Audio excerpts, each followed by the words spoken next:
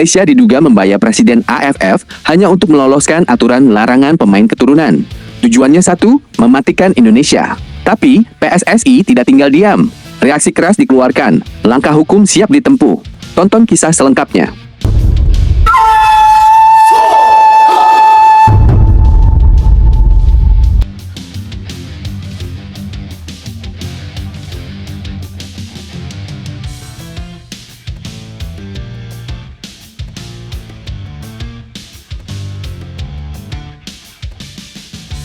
Tidak ada yang nundukin kepala. Nanti kita sikat mereka, ya. Ya, kita siapin manajer. Kita siapin, oke? Yuk, kita bangsa besar, kita nggak perlu takut sama mereka. Kita kasih lihat ya. Kita lawan mereka, oke? Masih ada 3 bulan, kita akan siapin, kita akan TC, kita akan coba bermain yang terbaik ya. Fight sama mereka. Mesti ingat ya. Kita ini bangsa besar ya. Jadi jangan takut. Malaysia diduga suap Presiden AFF buat aturan baru, larangan pemanggilan pemain keturunan demi jatuhkan Indonesia. PSSI murka begini. Ledakan isu panas mengguncang sepak bola Asia Tenggara.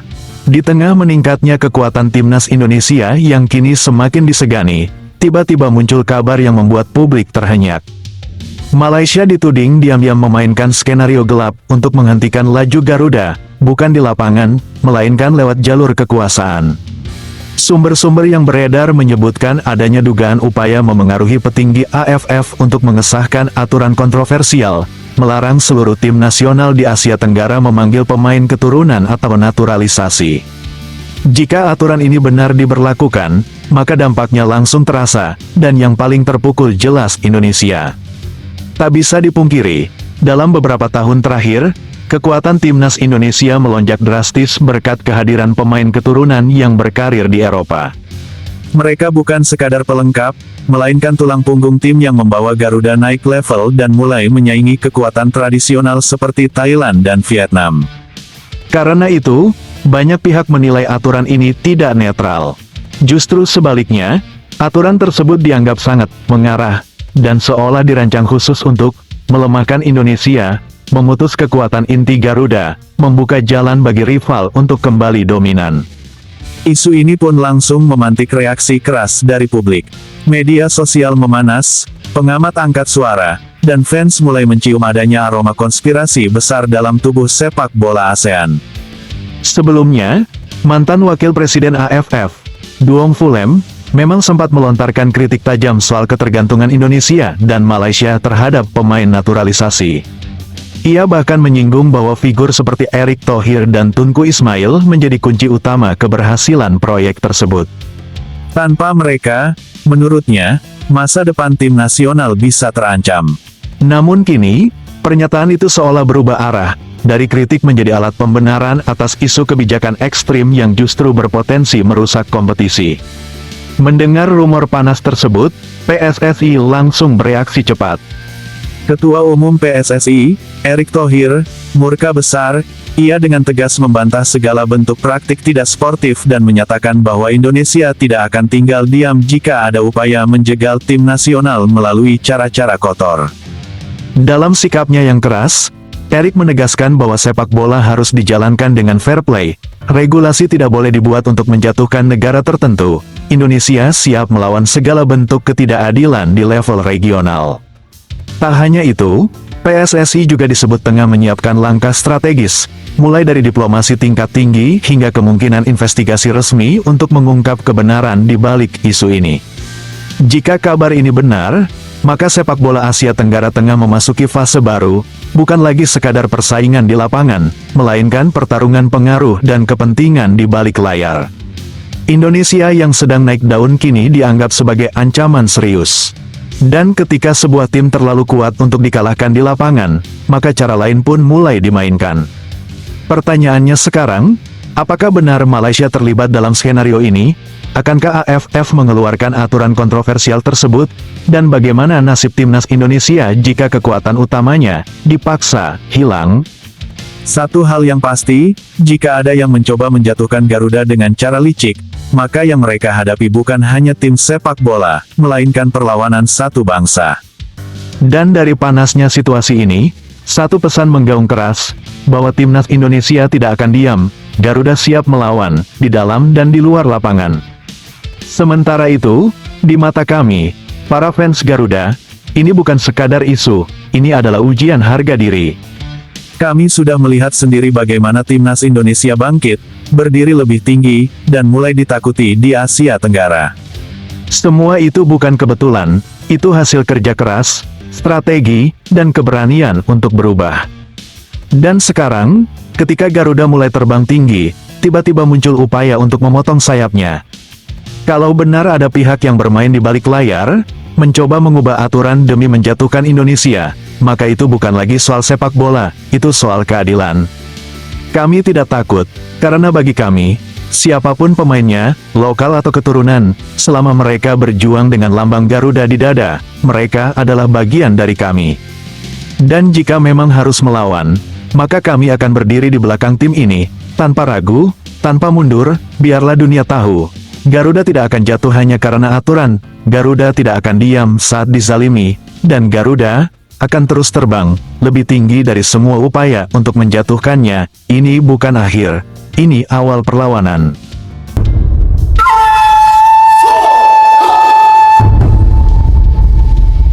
Eropa akui keganasan timnas Indonesia.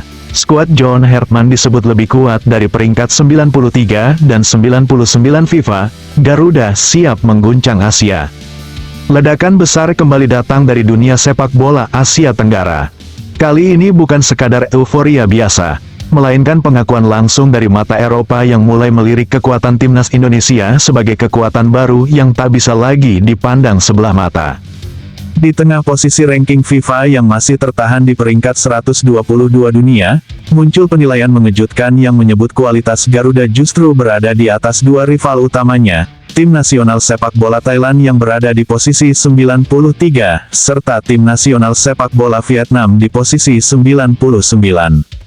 Sebuah pernyataan yang jelas mengguncang peta kekuatan lama Asia Tenggara. Sorotan tajam itu datang dari agen pemain Eropa yang melihat langsung perkembangan sepak bola Indonesia dalam beberapa tahun terakhir.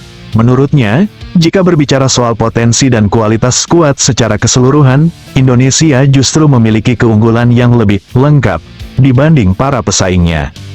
Di balik pernyataan tersebut, ada satu faktor kunci yang menjadi pembeda utama, revolusi komposisi pemain. Di era John Hertman, timnas Indonesia menjelma menjadi tim dengan DNA baru, perpaduan pemain lokal penuh semangat dengan talenta diaspora yang ditempa kerasnya kompetisi Eropa. Pemain-pemain yang merumput di Belanda, Inggris, hingga Belgia membawa standar permainan yang berbeda. Mereka terbiasa dengan tempo tinggi, duel fisik keras, serta disiplin taktik yang ketat, sesuatu yang kini mulai terlihat dalam permainan Garuda. Hasilnya, Indonesia tak lagi hanya mengandalkan semangat, tapi juga mulai bermain dengan struktur, kecepatan, dan kecerdasan taktik yang jauh lebih matang. Bahkan dalam beberapa laga terakhir, pola permainan Indonesia terlihat lebih berani, pressing tinggi, transisi cepat, serta kemampuan membaca ruang yang semakin berkembang. Hal ini membuat banyak pengamat percaya, Garuda kini bukan hanya tim kompetitif, tapi juga berbahaya. Namun di balik pujian tersebut, tersimpan satu masalah klasik yang masih menghantui. Ya, konsistensi, kendala terbesar timnas Indonesia bukan pada kualitas, melainkan pada ketersediaan skuad terbaik. Banyak pemain diaspora yang tidak selalu bisa bergabung, terutama saat turnamen tidak masuk kalender resmi FIFA. Situasi ini membuat John Hertman harus memutar otak, meracik strategi dari komposisi pemain yang terkadang tidak ideal. Dampaknya jelas, performa tim bisa naik turun, dan momentum seringkali terputus. Masalah ini juga menjadi alasan mengapa Indonesia belum sepenuhnya mendominasi Asia Tenggara, meski secara kualitas dianggap unggul. Sementara itu, rival seperti tim nasional sepak bola Thailand dan tim nasional sepak bola Vietnam masih unggul dalam hal stabilitas. Mereka memiliki sistem yang lebih mapan, dengan pemain yang relatif selalu tersedia di setiap turnamen. Namun sepak bola modern tidak hanya soal stabilitas, ini tentang siapa yang punya ceiling tertinggi. Dan dalam hal ini, Indonesia mulai unggul, dengan kedalaman skuad yang semakin kuat dan variasi pemain yang lebih beragam. Garuda memiliki banyak opsi taktik yang bisa digunakan, fleksibilitas ini menjadi senjata mematikan, terutama saat menghadapi tim dengan gaya bermain berbeda. Tak hanya itu, mentalitas pemain Indonesia juga mengalami perubahan drastis. Jika dulu mudah tertekan saat menghadapi tim besar, kini Garuda justru tampil lebih percaya diri. Mereka berani duel, berani menekan, bahkan berani mengontrol permainan. Transformasi ini menjadi sinyal jelas bahwa Indonesia sedang menuju level berikutnya. Namun ujian sesungguhnya belum dimulai, semua mata kini tertuju pada Piala Asia AFC 2027, turnamen yang akan menjadi panggung pembuktian sebenarnya bagi skuad Garuda. Di ajang ini, Indonesia tidak hanya akan menghadapi tim Asia Tenggara, tetapi raksasa-raksasa benua seperti tim nasional sepak bola Jepang, tim nasional sepak bola Iran, hingga tim nasional sepak bola Uzbekistan. Tim-tim dengan level yang jauh di atas, baik dari segi pengalaman, kualitas individu, maupun sistem pembinaan. Banyak yang meragukan Indonesia, banyak yang menganggap Garuda belum siap. Namun justru disitulah cerita besar bisa dimulai. Dengan status sebagai tim pot 4, Indonesia memang berpotensi masuk grup neraka. Bahkan skenario terburuk mempertemukan mereka dengan dua tim peserta Piala Dunia dalam satu grup bukanlah hal mustahil. Tapi sejarah sepak bola selalu membuktikan satu hal. Tim yang diremehkan seringkali menjadi yang paling berbahaya. Jika timnas Indonesia mampu tampil dengan skuad terbaik, menjaga konsistensi, dan memaksimalkan kecepatan serta agresivitas permainan, bukan tidak mungkin kejutan besar akan terjadi. Asia bisa terguncang, bahkan dunia bisa mulai melirik lebih serius. Satu pesan kini menggema keras, Garuda mungkin belum tinggi di peringkat FIFA. Tapi di lapangan, mereka sudah terbang jauh lebih tinggi, dan siap menerkam siapapun yang meremehkan. Sebagai fans Garuda, kita semua pasti merasakan satu hal yang sama saat membaca dan mendengar kabar ini. Bangga, merinding, dan penuh harapan, karena untuk pertama kalinya dalam waktu yang sangat lama, kita tidak lagi sekadar bermimpi, kita mulai melihat kenyataan itu benar-benar terbentuk di depan mata. Dulu, kita selalu datang ke turnamen dengan harapan sederhana, jangan kalah telak, bisa lolos grup sudah cukup, atau sekadar memberi perlawanan sengit. Tapi sekarang, standarnya sudah berubah. Kini, kita datang dengan kepala tegak, dengan keyakinan bahwa timnas Indonesia bukan lagi pelengkap, bukan lagi tim kuda hitam yang hanya mengganggu, tapi sudah menjelma menjadi ancaman nyata bagi siapapun yang berdiri di hadapan Garuda.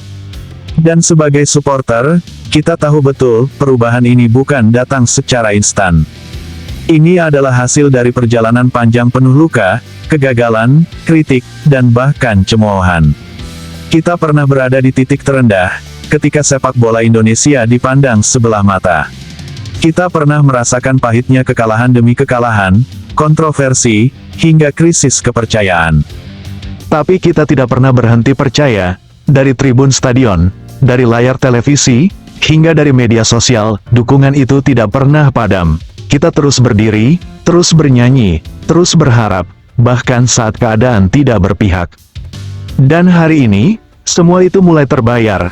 Apa yang kita lihat sekarang bukan hanya soal hasil pertandingan, ini tentang perubahan identitas, tentang bagaimana timnas Indonesia akhirnya menemukan jati dirinya.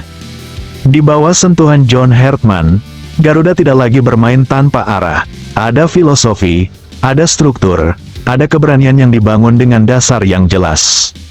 Setiap pertandingan kini terasa berbeda. Kita melihat pressing tinggi yang berani, transisi cepat yang mematikan, serta organisasi permainan yang jauh lebih rapi.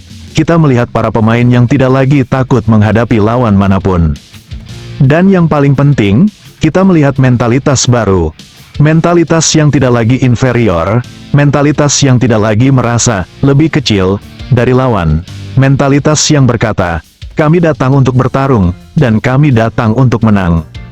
Ketika nama Indonesia kini mulai dibandingkan dengan tim nasional sepak bola Thailand dan tim nasional sepak bola Vietnam, bahkan disebut memiliki kualitas lebih unggul, itu bukan sekadar opini kosong.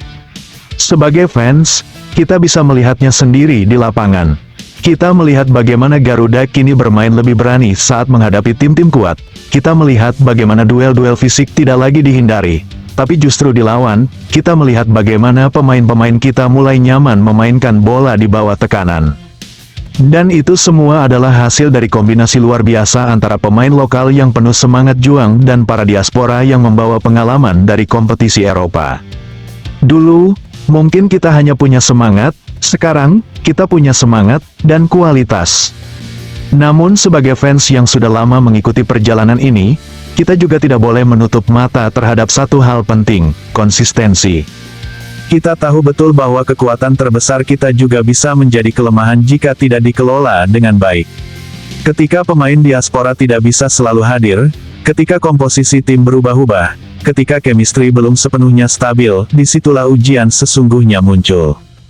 Dan di titik ini, peran semua pihak menjadi sangat penting. Bukan hanya pelatih, bukan hanya pemain, tapi juga kita sebagai supporter. Karena dukungan bukan hanya tentang bersorak saat menang. Dukungan sejati adalah tetap berdiri saat tim sedang goyah, tetap percaya saat hasil tidak sesuai harapan, tetap mendukung bahkan ketika kritik datang dari segala arah. Kita harus menjadi pemain ke-12 yang sesungguhnya. Karena kita tahu, ketika Garuda bermain dengan dukungan penuh, atmosfernya berbeda, energinya terasa, semangatnya menular. Dan sekarang, tantangan terbesar sudah menanti di depan mata. Piala Asia AFC 2027 bukan sekadar turnamen biasa. Ini adalah panggung pembuktian. Ini adalah ujian sesungguhnya bagi generasi emas yang sedang kita bangun. Di sana, Garuda tidak hanya akan menghadapi rival regional, kita akan berhadapan dengan raksasa Asia seperti tim nasional sepak bola Jepang, tim nasional sepak bola Iran, hingga tim nasional sepak bola Uzbekistan. Tim-tim yang sudah terbiasa bermain di level tertinggi, tim-tim dengan pengalaman Piala Dunia, tim-tim yang secara kualitas masih berada di atas kita. Tapi sebagai fans Garuda, kita tidak takut, justru disitulah kebanggaan kita diuji. Karena kita tahu, sepak bola tidak selalu dimenangkan oleh yang paling kuat di atas kertas, sepak bola dimenangkan oleh mereka yang punya keberanian, kerja keras, dan keyakinan. Dan Indonesia kini punya semuanya. Bayangkan jika Garuda tampil dengan skuad terbaik. Bayangkan jika semua pemain berada dalam kondisi fit. Bayangkan jika chemistry yang sudah dibangun semakin matang. Maka bukan tidak mungkin, Indonesia akan menjadi kejutan terbesar di turnamen itu. Kita mungkin datang sebagai tim pot 4. Kita mungkin diremehkan. Kita mungkin dianggap hanya sebagai penggembira. Tapi bukankah itu posisi yang paling berbahaya? Karena tidak ada tekanan, tidak ada ekspektasi berlebihan.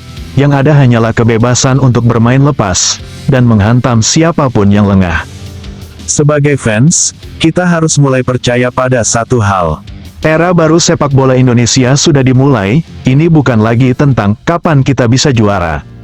Ini tentang berapa jauh kita bisa melangkah, dan siapa saja yang bisa kita kalahkan. Dan jika kita terus berkembang seperti sekarang, jika pembinaan terus berjalan, jika kompetisi dalam negeri semakin membaik, jika pemain muda terus diberi kesempatan, maka masa depan itu bukan lagi sekadar mimpi, itu adalah sesuatu yang pasti akan datang. Suatu hari nanti, kita akan melihat Indonesia tidak hanya bersaing di Asia Tenggara, tidak hanya membuat kejutan di Asia, tapi benar-benar berdiri sejajar dengan tim-tim besar dunia. Dan saat hari itu tiba, kita akan bisa berkata dengan bangga, kita ada di sini sejak awal, kita percaya sejak mereka diragukan, kita tetap berdiri saat mereka jatuh, dan kita merayakan saat mereka terbang tinggi. Karena menjadi fans Garuda bukan hanya tentang sepak bola. Ini tentang identitas, ini tentang kebanggaan, ini tentang cinta yang tidak pernah padam. Jadi untuk semua yang masih meragukan, untuk semua yang masih meremehkan, satu pesan dari kami, para supporter setia, jangan lihat rankingnya. Jangan lihat masa lalunya, lihat bagaimana mereka bermain sekarang. Karena Garuda yang sekarang bukan lagi Garuda yang dulu. Ini adalah Garuda dengan taring. Garuda dengan sayap yang semakin kuat. Dan Garuda yang siap menerkam siapapun yang menghalangi jalannya. Perjalanan ini belum selesai. Bahkan, ini baru saja dimulai. Dan sebagai fans, kita akan tetap di sini. Bersama Garuda. Dalam suka, dalam duka, hingga puncak kejayaan benar-benar kita raih. Kalau Piala AFF, kemungkinan juaranya? Kalau tadi kita bicara dengan semua, 90% juara. Wow. bahkan bisa di 95% kita bisa juara asal mereka semua datang. Ya, asal semuanya Asal semua diizinkan klub ya. klub untuk bisa bermain. Harapannya seperti Kita itu secara kualitas di Asia Tenggara yang terbaik. Kalau semua itu datang.